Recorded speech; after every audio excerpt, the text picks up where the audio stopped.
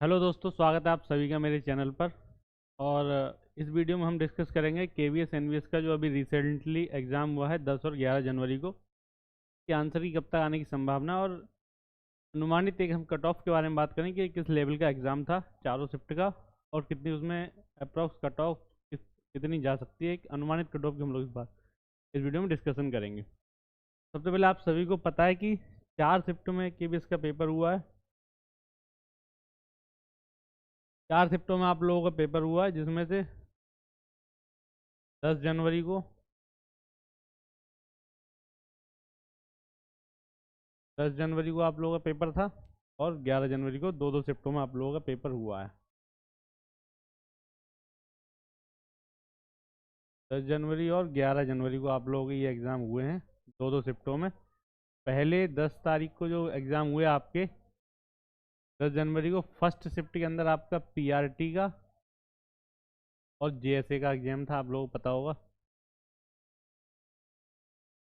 Second shift में इसी में एमटीएस का एग्ज़ाम था। उसके बाद 11 जनवरी को फर्स्ट शिफ्ट के अंदर प्रिंसिपल का और पीजीटी का एग्ज़ाम था। प्रिंसिपल और पीजीटी वाला एग्ज़ाम आपका 11 जनवरी को फर्स्ट शिफ्ट में हुआ था। और सेकंड शिफ्ट में आपका टीजीटी का और जो अदर नॉन टीचिंग पोस्ट थी, वो एग्ज़ाम आपको 11 जनवरी को हुए थे। अगर हम इसमें बात करें कि पेपर का लेवल, तो देखिए चारों शिफ्ट का मैं आपको एक बार बता दे रहा हूँ कि फर्स्ट शिफ्ट 10 तारीख की फर्स्ट शिफ्ट का जो पीआरटी का जो पेपर था और जो जेएसए का पेपर था, ये इजी टू मॉडरेट लेवल के एग्ज़ाम थे, दोनों ही एग्ज़ाम का जो हम लेवल अगर हम देख लें तो ये इजी से मॉडरेट हम इस पेपर को कह सकते हैं।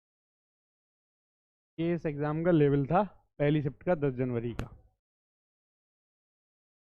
उसके बाद अगर हम बात करें कि सेकंड शिफ्ट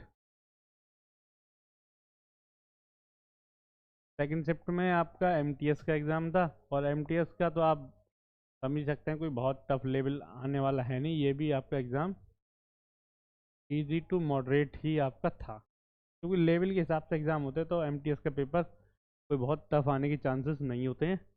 अगर 11 जनवरी की हम बात करें फर्स्ट शिफ्ट में, तो इसमें आपको पता है कि प्रिंसिपल का और पीजीटी का ये पेपर था। अब आपको यहाँ भी समझ जाना चाहिए कि जो केवीएस एनवीएस की सबसे अच्छी पोस्ट जो थी प्रिंसिपल, तो ऑब्वियस सी बात है कि लेवल थोड़ा सा ऊपर रहेगा इनसे। आप इसको कह सकते हो कि मॉडरेट लेवल का ये पेपर था, मॉडरेट। अब हार्ड नहीं कहेंगे, कुछ तो क्वेश्चन हार्ड होते हैं, लेकिन इसको हम मॉडरेट कह सकते हैं। उसके बाद टीजीटी का पेपर था सेकंड शिफ्ट में। सेकंड में टीजीटी था, इसको भी आप इजी टू मॉडरेट कह सकते हो, बहुत हार्ड ये भी पेपर नहीं था, इजी टू मॉडरेट लेवल के इस पेपर को हम कह सकते हैं कि इस तरीके का ये पेपर हमारा था। अब हम बात कर लेते हैं कि अलग अलग पोस्ट की, जैसे टीजीटी की कट ऑफ, टीजीटी और प्रिंसिपल की कट ऑफ, ठीक क्या हमारा अनुमान रह सकता है इनको लेके। प्रिंसिपल की कट ऑफ, उसके बाद जेएसए और नॉन टीचिंग जो अदर पोस्ट हमारी थी।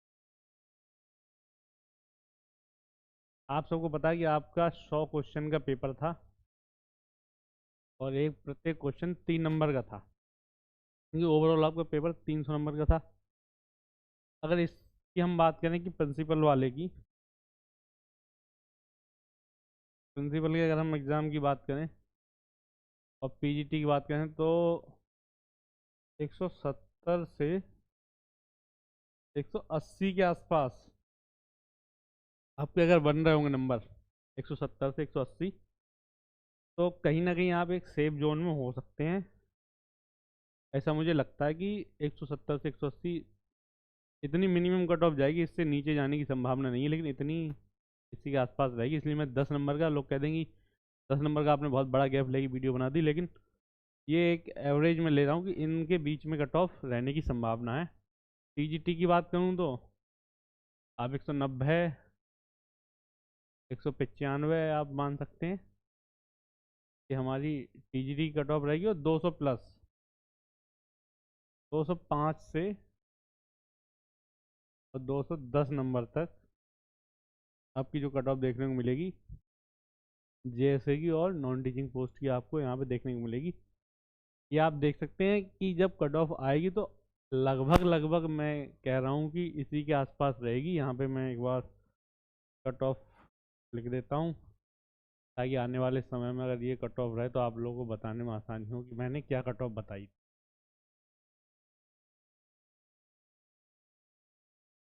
जो कट ऑफ बताई उससे कितना ज़्यादा गई या कितना कम गई। आप इससे कम कट ऑफ तो लेके चले नहीं, इससे ज़्यादा जाने की संभावना है, कम तो किसी कीमत पे जा ही नहीं सकती। कि मैंने मिनिमम कट ऑफ आपको इतने इतने पे बताई है। यहाँ पे मैं लिख देता हूँ नंबर, इतने नंबर, तो ये है, ये आपकी कट ऑफ रहने की संभावना है। और पेपर आपका ख़त्म हो चुका है। आंसर की मुझे लगता है 11 जनवरी को आपका पेपर ख़त्म हुआ है।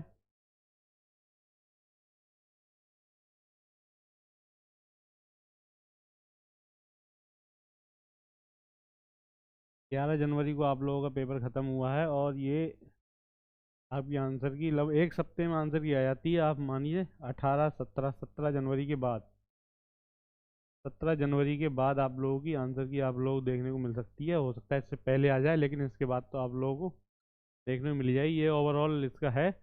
और इसकी जब आंसर की आएगी तो उस हिसाब से मैं एक बार फिर से एनालाइज करके बच्चों के डाटा के आधार पर आप लोगों को बताऊंगा कि क्या कट ऑफ रह सकती है। अभी जो बात हुई है लोगों से और कितने नंबर किसके बन रहे हैं, अब एग्जैक्ट नंबर इस आंसर की में भी पता नहीं चलेंगे, फाइनल में पता चलते हैं।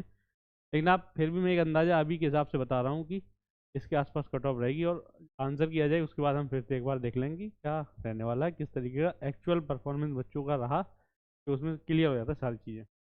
आगे की किसी भी जानकारी के लिए, किसी भी भर्ती की जानकारी के लिए आप मेरे चैनल से जुड़ सकते हैं। Thank you so much.